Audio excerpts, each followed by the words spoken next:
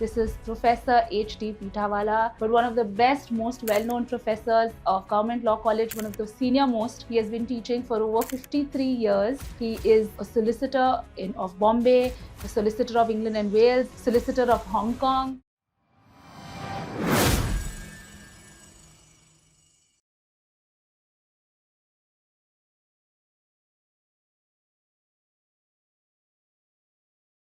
But how do you expect lawyers and solicitors? So they sometimes would take online in breach of the violations. I didn't want to do that. And half the time they would cancel. I have a matter. I can't take the class. So that used to happen. Yes. So I want to ask you a little bit about your students, or before that, how do you have inspired all of us. I mean, Aaron is also there. We've all been your students, and even today we were discussing the other day. We remember your illustrations for contract law and apply that when we are faced with something. Well, I'm glad that you remember. I'll interrupt you for 1 minute. Some time back, I got a call. I was sitting here. He called on my landline from a boy who was my student more than 15 years ago. He said, "Sir, do you remember my name?" Fortunately, I was a bright student, so I said, "Yes." After 15 years, you thought of me? He says, "Yes, I've just come from the court and I was arguing a company law matter." Those days I used to teach that also. And suddenly the judge stopped me and he told me that you have made this particular statement. Can you substantiate that with an example? And this fellow didn't know what to answer. "Sir," I suddenly thought of the example which you had given in class 15 years ago. I said, "Did you win the matter?" "Yes, sir." So, yes, sorry, I interrupted you. My question really was on how can we as lawyers, or even getting into the profession, think more critically, and what do we really do to support the profession? How do we become better? See, the point is, when you come to GLC or any other college, we don't teach you to think. And I often talk to my students and I say, what you learn here in the classroom is totally different from what you are going to face in actual life. And I said, I'll give you just one example. Do you think a client will come to you and say, close your book and give me 3 examples of void contract, 3 examples of voidable contract? I said, nobody is going to ask you this. They'll throw a contract at you and say, come on, tell me about this. Unfortunately, that is not what we teach. So at least I, on my part, try to infuse some kind of thinking. We often have logic puzzles in the class. Only some time back, I asked the student to read out a section from the Contract Act loudly. Then I told all the students, all of you again read it in your mind, and please tell me if you can see a flaw. Please tell me if you had to draft that section, what is the mistake which you would correct. Now, things like this can't be done. They are very time consuming and you have to finish the syllabus. And unfortunately, students are more concerned with passing the exam than studying law. And I happen to mention that the real good student, for example, who takes an interest in contracts, he will read some good English contract books after the exams. Because then you are not concerned, you are doing it for the knowledge. And then take the marking in Mumbai University. Most unpredictable. There was this boy who applied to Harvard many, many years ago, and I recommended him. And I should have thought that they would look at his final year marks, but they said, no, you got very good marks. But in torts, you have just got passing marks. Can you explain? And the boy came to me. He said, sir, please do one thing. You write a letter. So I wrote a letter saying that these marks which he has got does not reflect his knowledge of the law of torts on my letterhead. And he got it. After he passed the LLM, he was looking out for jobs, and he spoke to me on the phone, and he said, nobody is taking me. Of course, you can do the bar exam. People do it either in New York or California because that is recognized by other states. I told him that, I forget, maybe he had done his LLM in human rights. I said, you have an excellent knowledge of human rights. What is your knowledge of the American law of crimes, of the American law of torts, of the American Constitution? Why should anybody employ you? And if I had a choice between an American student and you, I'm being very frank with you, I would take the man with more knowledge. Now there the LLB, the JD is 3 years. So this man, after doing his LLM, came down and did his JD, and he got an exemption of 1 year, so he did it in 2 years. And then he got a job. So are you saying that continuous upskilling in terms of our knowledge is something that we must keep doing? Yes. As In part of- fact, I tell my students that please keep in touch with what is happening today. Today they are talking of impeaching 2 judges. Can I re-ask the question? Yeah. So you have seen generations of lawyers. You've seen people from students to, you've seen all of us. You just said that you saw Aaron last year, he was 22, to now, he's the managing partner of Solomon, and all of us In our fact, I journey. went to a wedding of a student where the girl's father, I don't think it is true, he said, sir, you have taught 3 generations. Now, Okay. 2 generations I think is possible, Yes. but 3 generations would make me very old. Anyway, so So you have seen how we were as students, and then the arc of our careers and so many other careers. With that knowledge, what would you, or rather, what are some of the lessons or recommendations that you would want to give younger lawyers or students? see, one thing I would say is that when you are a student, don't study for the exams. Study for the sake of knowledge. Study because you want to understand principles of torts, contracts, specific relief, and whatnot. Also, what you study is totally different from what you will encounter in actual practice. Hard work is absolutely necessary.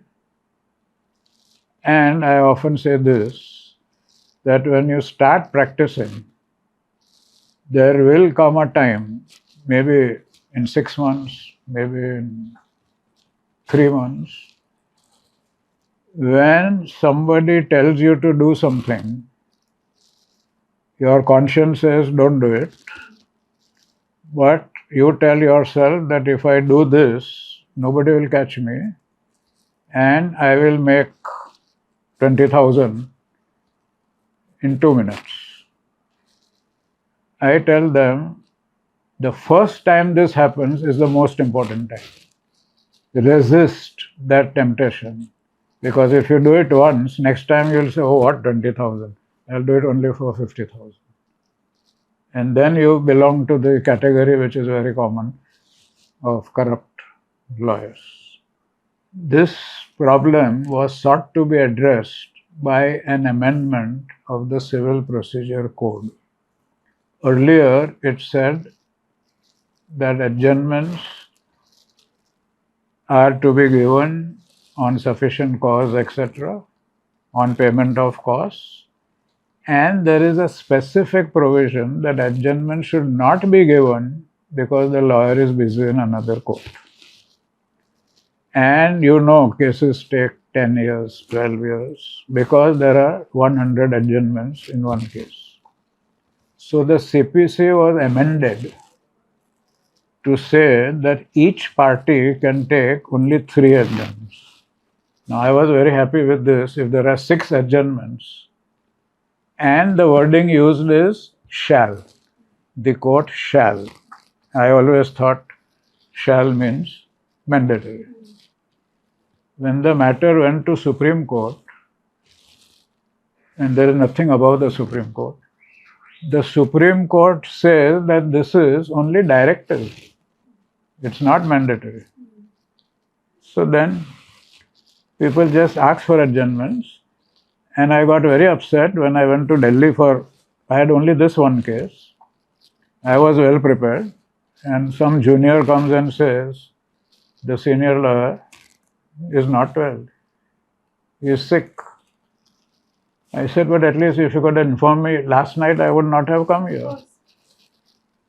So I had only that case.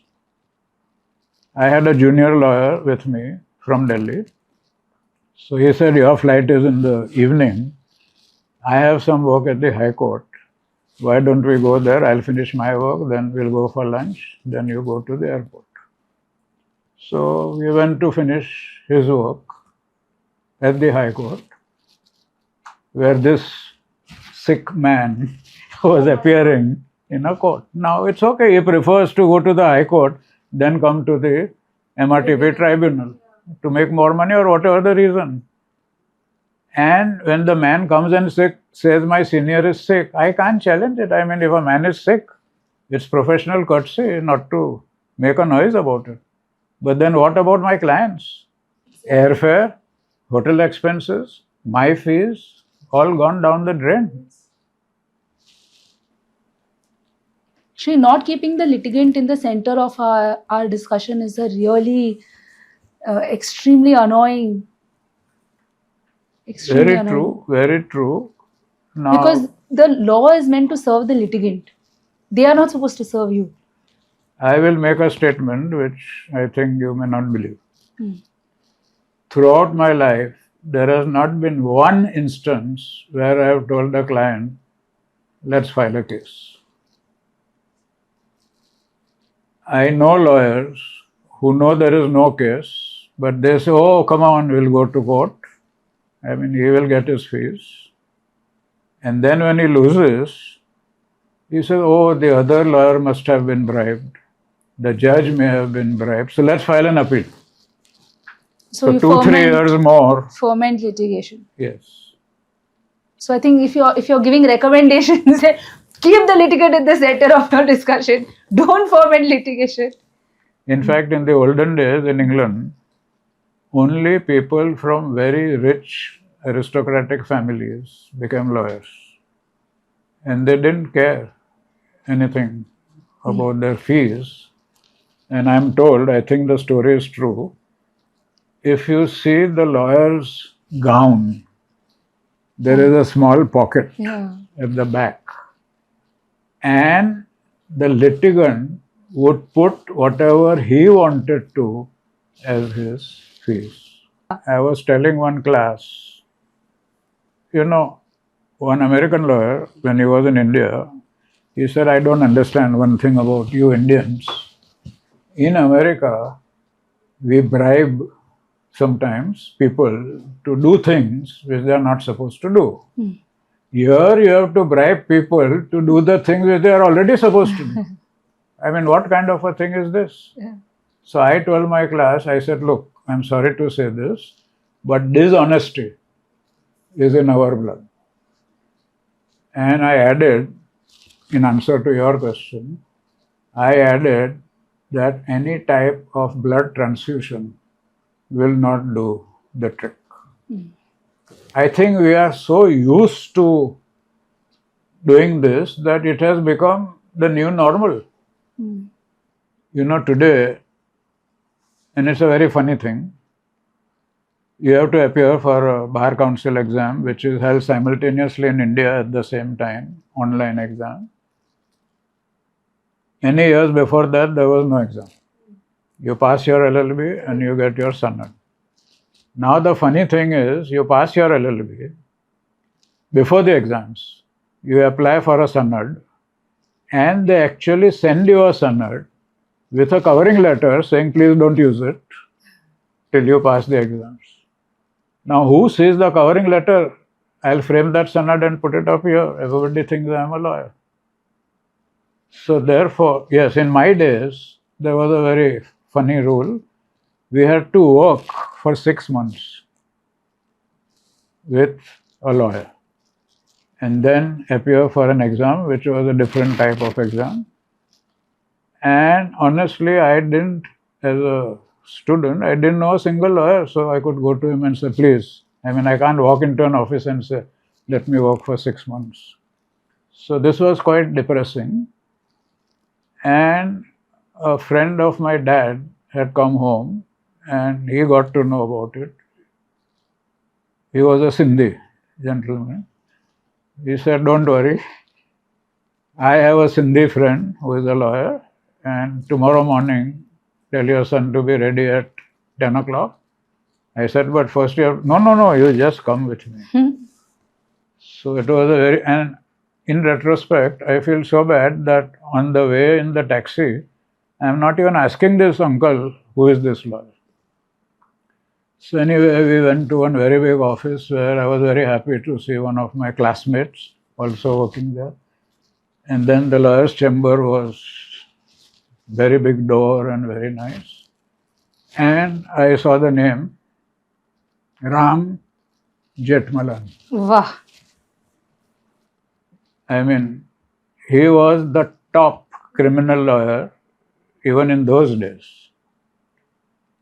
And when we used to watch him in the sessions court and trial cases, it was really, really an experience. And he was such a fine man that he said, after my case is over, if there is any other interesting case going on in the court, please stay on, don't be in a hurry to come back to office. In 4 months' time, the 6-month rule was abolished, the exam was also abolished.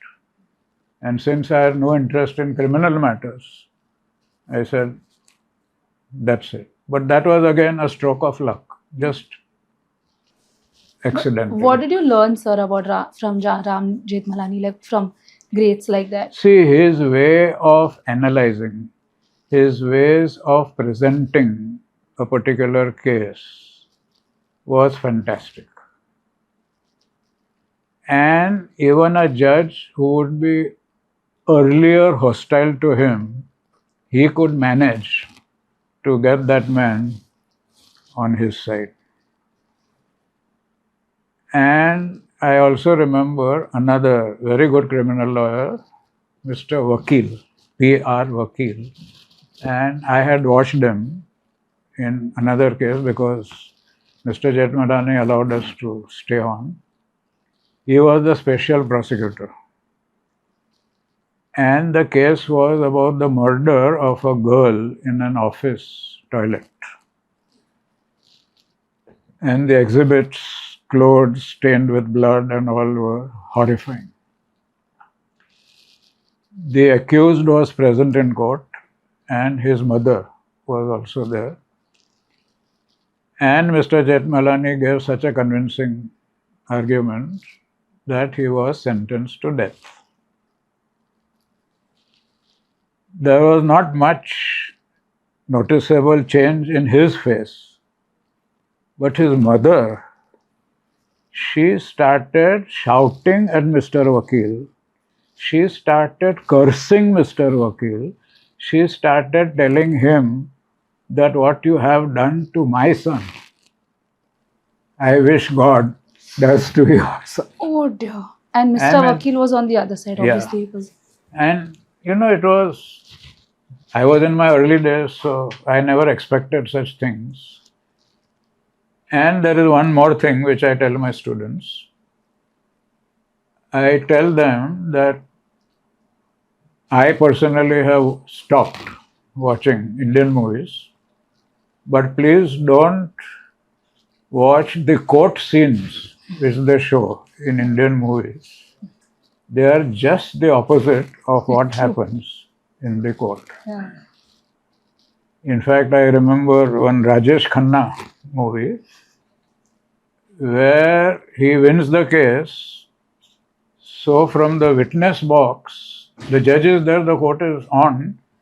He gives a speech, and then the entire audience starts clapping. I said, you will go to jail for contempt of court if you do that. And another Indian movie, in the olden days I used to watch, Ashok Kumar was a very strong and good actor in serious roles. He is the judge. His son is alleged to have committed murder. And for 15-20 minutes, half an hour, they show the emotion in his heart. As a father, I would never like to harm my son. As a judge, I would want to punish him. Now, when a student sees that, he will believe that. Nobody is going to tell him that a son's case cannot go to the father's court. Yeah. But Indian movies, they have to go on for 3 hours. And I told students that I don't go, but if you ever go to Indian movies, just do one thing. Leave your brains at home. Otherwise, you won't enjoy the movies. Yeah. Just one more thing, if I can mention, Sure. during COVID period, since you are asking about online classes, they also had online exams in COVID time. And that was the biggest farce which I have seen. You could sit at your house in Nagpur, Nasik, wherever you were. You had to type on the computer. There was no supervision. You could keep all your books open. And what is there to make sure that you are sitting? It could be your dad who is a lawyer. It could be your grandfather who is a judge. And many of my students got 100 out of 100. In what? CPC, CRPC, evidence and such subjects. I mean, it's difficult to get 60 or 65. One girl, of course, she was very bright. She got 100 out of 100 in 3 papers and 96 in the 4th paper. Wow. And when these people came all smiles to me, I said, please don't smile, because if you go for an interview, that man will say, you know everything in civil procedure code. I mean, even I don't know. You go for a foreign admission to LLM, they'll laugh. Okay, so I have only one question to round up this before we go to that 5, 4, 3, 2, 1. It is, what would be, because this is called the legacy series, so we want to ask you, when you look back and you look forward in your life and your career, what would be the legacy that you would want to leave? See, I am not such a big man that I would. No, you already even are have a leaving a legacy legacy. to Of course, give. sir. In fact, I'll just interrupt you for a minute. I think you might have heard that I was requested to draft Oh yeah, the contract law of Bhutan. for the Royal Kingdom of Bhutan. And when they came to me, the first comment I made is, I said, you have come to the wrong person. No. Because there are so many people who are greater than me. And at the same time, I remember a student who came and said, we have got a new constitutional professor. That was his first day. He had not even been confirmed. And he goes to the class and says, I am a genius. I am an expert in constitutional law. Bapre. He was a full-time professor. In fact, he's out now. He also told the class that I belong to the reserved category. And after so many years, I will become the principal of this college. And I told those people that Mr. Palkhivala was a great man, income tax, constitutional matters. But did he ever say that I am a genius? Other people said that. So I said, don't believe this man who is saying that. Self-proclaimed genius. Yes. Sir, tell us a little bit about your experience with, this whole where you drafted, right, the contract law for Yes, the and Bhutan. what was for more Bhutan. shocking was that before that there's no contract law. I mean, it's a big country, it's doing business with so many other countries. Anyway, in the olden days, when there was only the 3-year course, the government, royal government of Bhutan, used to sponsor 7, 8, 9 Bhutanese students to jails every year. Acha. So that's how every year we had a different set of Bhutanese students. Very good, very dedicated. I mean, they were coming all the way to India just to study law. And one of them I remember very well because he was a very diligent boy. His name was Karma, and he used to keep in touch with me even from Bhutan. Once he was very excited and he said, I have been appointed the Deputy Attorney General Wow. of Bhutan. I said, very good, congrats. And after about 6 months from there, he said, I am planning to come to India. I want an appointment with you. I will come with my junior. I didn't bother to ask him why and what. And he came and he told me this, that we would like you to draft.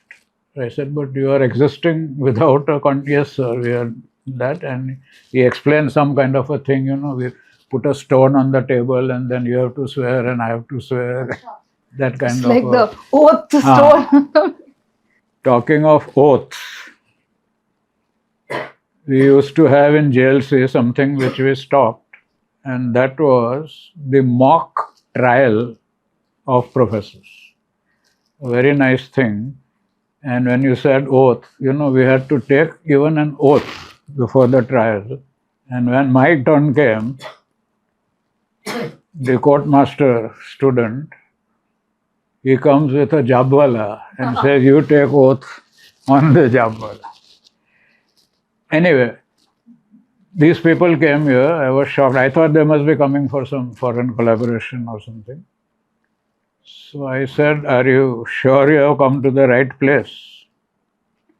Afterwards, not at that time, I got to know that Karma was the deputy AG, had suggested my name. But his boss, the Attorney General, had suggested the name of a professor from the Delhi University. Somehow, the junior could convince the senior. And I said, I am not very sure, let me take my time. And I spoke to people and they said, you're a fool if you don't accept. It's an honor. I said, no, it's not an honor, it's a responsibility. If I make a small mistake, one small mistake, hundreds of Bhutanese people are going to suffer because of my mistake. But they said, no, this, that. So the junior stayed on and we drafted, and they brought a small draft drafted by an American lawyer in the typical American fashion, only 7, 8 pages. They said, we are not satisfied. If you want, you can change whatever you want. I took it home. I said, I can't change this. Sorry, sir. I can't change this because every line and every word will have to be changed. So I came up with a suggestion. I said, why don't you base your law on the Indian Contract Act? The advantage would be that there is a plethora of Supreme Court decisions. We have English decisions which have been followed by our courts, and you can follow both English and the Indian. Karma said, sir, I can't give you an answer to that. I have to speak to the Attorney General. So he phoned up the Attorney General. Next day he came, yes, this is possible. So then we drafted most of it in India, here in my office. And then they called me to Bhutan for the finalization at a workshop which I thought would be full of lawyers. But no. Later on, I learned that there were just 2 or 3 practicing lawyers in Bhutan. I said, what is happening to all the other people? Either they join government or they become judges. Judges? Judges. Without being lawyers? No. After they pass from Okay. GLC. Oh. Because that GLC, Bombay University, was recognized. And they didn't even have a Supreme Court. I was taken to the place where the building was still being built. Now, of course, it's ready. And all these people at the workshop, they were all business people. And that was a good thing because they would be the people who were affected directly by that. And I would just like to mention in passing that Bhutan is one of the most likable, wonderful places that you could go to. Here we have this annual index and capital index. There they go by what they call the happiness index. Even small school children whom I would be crossing, they would see that this fellow is not a Bhutanese. So they would give a smile. I mean, this kind of people, when these judges and other people, suppose that to give me a pen, they would not give like this. They would give like this. You know, we have this Indian tradition of putting. And once when Karma was sitting here, exactly where you are sitting, and we discussed something, and I asked him, what do you think about that? So he says, we'll go by what the professor advises us. I said, my God, there's another professor involved. Until about 2 hours later, when he said, would the professor like to go for lunch? Oh. So obviously, he was not even saying you, you know. And one night, they had a surprise for me, a dinner, where all the students who had been my students from Bhutan, they came. Oh, how sweet. Except for one gentleman who was not in that city. He was in another city, I think Paro, where the airport is situated. So I got to meet everybody, but not this gentleman. And he said, just let me know the time of his flight. Tell him to come 1 hour before that. He took me to a very special VIP lounge. And of course, I was very happy to meet him. But then it was about 2 degrees centigrade in Bhutan at that time and early morning. So all in all, I think that was what I wanted to do, was to give them a contract act which is even better than the Indian Contract Act. It's 1872, hardly amended. So I think, and very often they would say, I would say, look, you can say this or you can say this. You know, there is, I'll just take 2 minutes. There is the law about guarantee in the Indian Contract Act. And it says that when the guarantor dies, the guarantee goes when the other party comes to know about it. So if the other party comes to know about it 2 days later, then it's valid in these 2 days. Secondly, it gives a chance to that party to play fraud. He knows it, but he says, oh, I didn't know about it. The English law says when the death takes place. So I said these are the 2 possibilities. There is a minus point on both sides, there is a plus point on both sides. So I said, but what would the professor want? I said, sorry, I am not going to want anything. I made both the drafts and I said, this is a matter for you to decide. After the full drafting was over, I was surprised. For about more than 3 years, the act was not passed. I said, what's your problem? We don't have sufficient words in the Bhutanese language for maybe indemnifier or whatever. So the translation process took place for a very, very long time. Which year was this? Honestly, I don't remember, but it could be about 20 years ago. Now about your legacy. About? Your legacy. Coming back to your legacy. No, there is nothing like legacy, although Gautam Patel, the judge who was my student, suggested something which I began to laugh. He said JLC should make a statue and put it in the campus. I said, please, don't do that. What I am saying is that a lot of things which have happened accidentally. And if people can just remember the path, I said, my primary aim is to make you a good human being. A good lawyer should also be a good human being. That is terribly important. So that is how you would want to be remembered, your legacy. Yes, do good and God will do good to you. True. I agree. Okay, so now we are doing the last segment, which is called 5, 4, 3, 2, 1. Okay. We ask you 5 of something, 4 of something, 3 of something. Okay. And these are typically shorter answers than the previous one. So we have a standard 5, 4, 3, 2, 1, but this time with everybody. But this time we've changed for you. It's different a little bit. Is it more onerous or less onerous? I don't know, sir. Now you only have to say. Okay, the first is very vichara. That is common for everyone what we ask. 5 productivity tips. 5? Productivity tips or routines. Routines, okay.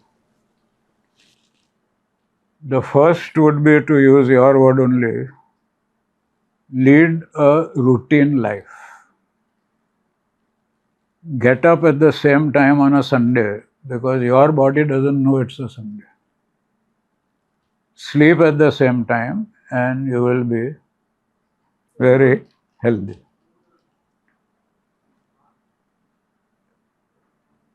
I personally eat only 3 times: breakfast, lunch and dinner.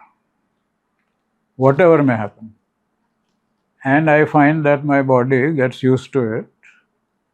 But it is very embarrassing if you go to somebody's house at 6 o'clock. They give you some sandwiches and biscuits and I say no. And they get offended. In Gujarati they say, I to nakhra kare che. He is doing nakhra. I try to explain and sometimes I have to eat. But when I eat, my dinner is finished. I can't have dinner. So have some kind of regularity and everything in moderation. Not too less, not too much also. That is number 1. Number 2, I feel that all my students and all of us should keep physically fit. Till COVID, I used to go to a gym myself. And sometimes students, sir, at your age, you are going to the gym. And I said, look, if I start gymming at that age, that's bad. But I have been going to the gym from college days. And those days, these fancy gyms were not there. There was only one, Talwalkar's gym. Yeah. Because unless you keep your body fit, a good mind resides only in a good body. And when I say keep fit, doesn't mean you go to a gym. Go swimming, go for a long walk, whatever it is, but do it every day, even on a Sunday, except certain things which you can't do more than twice a week, especially weightlifting. Third thing is, the same thing can be applied to the mind. Every day, do some kind of mental exercise. If you do this physically, your biceps get stronger. Do something so that your mind gets better and better. And so many things. You could do crossword puzzles, you could do jumbled words, you can do spelling bees. In fact, I do a Sudoku puzzle, 2-3 in a day. And I encourage my students. Some students say, oh sir, but that is all maths. I say, no, it is not maths. It's just numbers 1 to 9. And you might as well have ABCD up to I. It's just logic. So just as you do physical exercises, you should do mental exercise also. The third thing I tell them is, when you give a time to somebody, be punctual.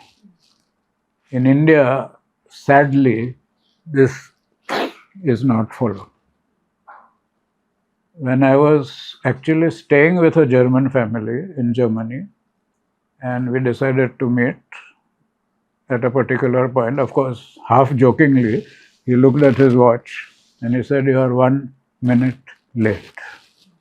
So that is the precision with which, in our school days and college days, we used to say that Indian Standard Time, IST, is actually Indian Stretchable Time.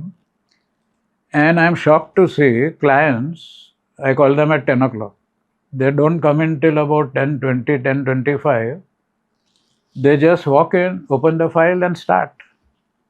Of course, there are other people who will call from the cab and say, "Look, there is a traffic jam and I'll be late." But we are least bothered about being on time. That, I think, Needs to was change. at number 4. 4.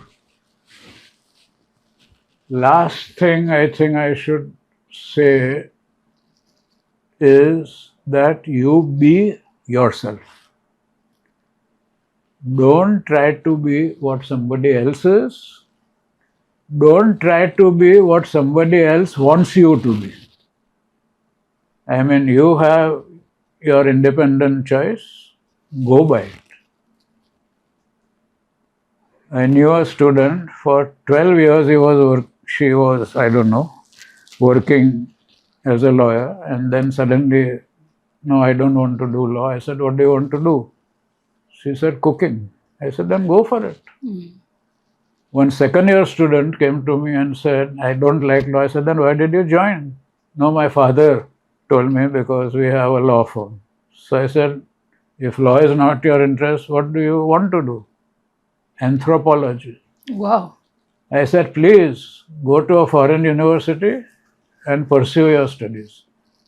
So do what you want to do, not what others are expecting you to do. So I think that finishes You're 5. done. Yes. With Wonderful. 5. Okay. 4 judges who are your students. Now, many judges have been my students, so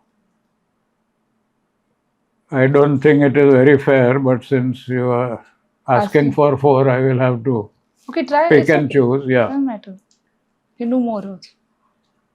One is a retired justice from the Supreme Court. He was also in the Bombay High Court. Justice Abhay Oak. Yeah. He came to our college when he was to be presented some plaque or something. And I was not even invited to the function. He called up and said, "I will take the plaque only from Professor Pithawala." So then they had no choice. And he gave a speech where he recollected one of his classes. And he said that this professor always wanted to improve his classes, and this actually happened, although I have stopped the practice.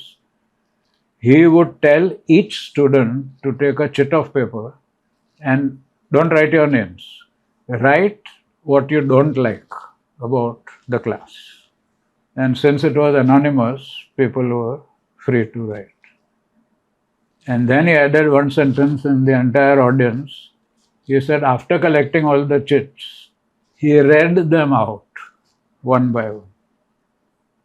So this is what he remembered, and I think he still remembers very fondly his college days. Then I would like to talk about Gautam Patel. Today he is a retired judge and he is a grandfather. And when I think of my student being a grandfather, then what am I? Anyway, he was a very conscientious student. and very good at computers. So very often he would ask me questions on law, but even as a student I would ask him questions about the computer. And I believe he has done very well. And we were also fortunate that he came to JLC before he was elevated and took some classes, I think, on environmental law and constitutional law. And I don't know if I should tell you this story, but we had one full-time professor you are familiar with as the principal. So Gautam went there in June or July. He said, last year I was taking, that was a different principal. So do you want me to come again? I mean, he doesn't charge, he just takes honorary classes on Saturdays because there is no court. This gentleman who became a principal, he said, what subject do you choose? He said, environmental law. So he said, let me look at the timetable. Yes, environmental law, you should come on Thursday and Friday at 11:30. He said, I'm a practicing environmental law only at 11:30 on Thursday. This man just left the room and he said, sorry, I can't continue like this. I had a boy, I'm sorry I'm calling him a boy, but he's retired as a Chief Justice, who was very nice, very playful, very clever, hardworking also. He became a judge of the Bombay High Court. Shivak's Wajifdar. Later, I think he became the Chief Justice Punjab of and Haryana. Jammu and Punjab and Haryana High Court. I still remember him for, the nice mischiefs which he would play. And I heard one thing about him which really surprised me. When he was the Chief Justice, there was a junior judge who was the senior most, but he would never become the Chief Justice because he had very few days to go. I don't know if the story is true, but one of his cherished desires was to be a Chief Justice, even for a day. So I am told that this friend of ours went on a week's leave. So this man became the in-charge acting Chief Justice of the court. the Yeah, court. I've heard this story as well. Okay, then possibly it's this story true. is We don't true. know if it's true. And then the fourth one. The fourth one is now no more. He was the Chief Justice of India, Mr. Sarosh Kapadia. Oh. He was the Chief Justice, and yet he was such a humble person. Nobody could say that he is the number one judicial dignitary. And I happened to meet one of my ex-students whom I fortunately recognized. And I said, are you in touch with your classmates? Hare, he is saying, you don't remember Sarosh? He was always sitting next to me. And today, he was the Chief Justice of India. He even attended a function which we held in the college. No, not college. The college auditorium was bad.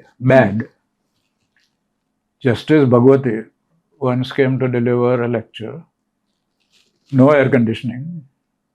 And the windows had to be closed because of the speakers. I was sitting on the stage, very hot with Justice Bhagwati. One girl actually fainted. Oh God. At the back. I mean, this was the state of affairs. So now number Number 4 is over. 4 is over. 4 is over. Very good. Unless you want to give more, but 4. No. No. See, if I keep naming, it's not fair to the people whom I have forgotten or not named. Okay, so 4. In fact, I was attending a function where there was a buffet lunch. Suddenly, one gentleman with his plate comes to me and he says, "Sir, I am Justice so and so of Bombay High Court. I was your student."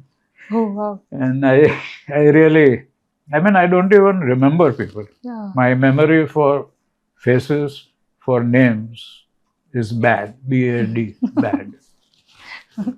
Okay, sir. 3 tips for 3. tips for young lawyers. Actually, I Yeah. think I asked you this, but we now Okay. 3 tips for young lawyers or law students. Okay. As far as students are concerned, one thing I would like to say is don't study for the exams. Of course, you have to pass your exams, but study torts, international law, whatever you are studying, for the sake of studying, for the knowledge which you get out of this, and study it with such seriousness that 20 years, 30 years later, it will still stay in your mind. If you read these cheap guides which are available, you will pass. There is no doubt.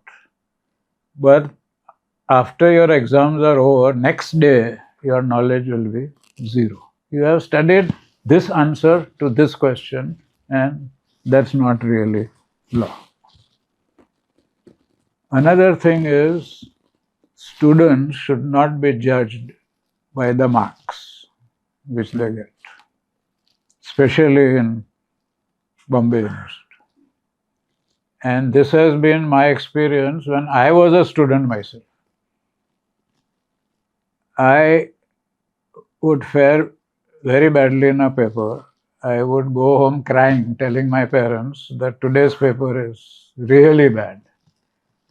When the marks came, my highest marks would be in that paper. And where I had done really very well, you go down. So therefore, don't judge a person by the marks which you get. In some foreign universities, yes, the grades are important. But I also know foreign universities where if you do the LLM, you pass. Exams are not important. Since you have attended 9 months or 10 months, you get your degree. And the third? Third would be, I think I already mentioned this, just be true to your conscience. Don't get swayed by temptation. Don't get swayed by what other people talk. Do what you want to do, and your happiness is most important. And yes, one more thing I tell my students also, especially the final year students. I say when you become lawyers, don't run after money. There will be a time when money will run after you. So don't be greedy. It's a very bad human emotion. And that's the third, I suppose. Very good. Okay, so 2 eminent lawyers whose interactions has left a lasting impression on you. Okay. Both of them are no more. Oh, okay. One was Mr. Palkhivala. His ability, see, fortunately, I was in Mulla Mulla. Mulla and Mulla would brief Mr. Palkhivala, who was in the next building, and I was lucky enough to have some interaction. But the way he would present a case, even a hostile judge ultimately would rule in his favor. He was so systematic. Apart from being a great lawyer, I don't know if this fact is known to today's generation. After every budget was announced, He was an expert in income tax. He would hold a public session. Yes, because they booked halls which were too small. So they had to use the Maidan. Even the Maidan was too small. So they had to put loudspeakers facing the road so that people could stand at the bus stop. And mind you, no paper in his hand. His mind was a computer. The second person I would like to mention, and he became first the Solicitor General of India, then the Attorney General of India, but he is no more, Mr. Ashok Desai. He was practicing MRTP quite a bit, and we would brief him very often.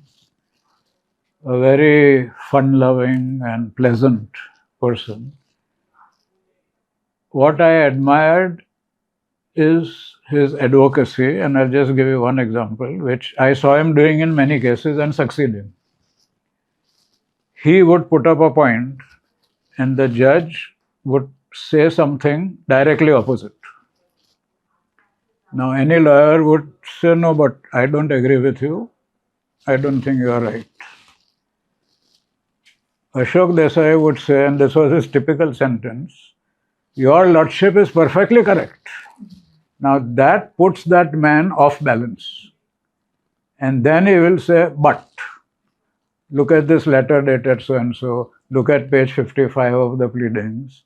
And somehow, I think unconsciously, he would get the judge to agree with him.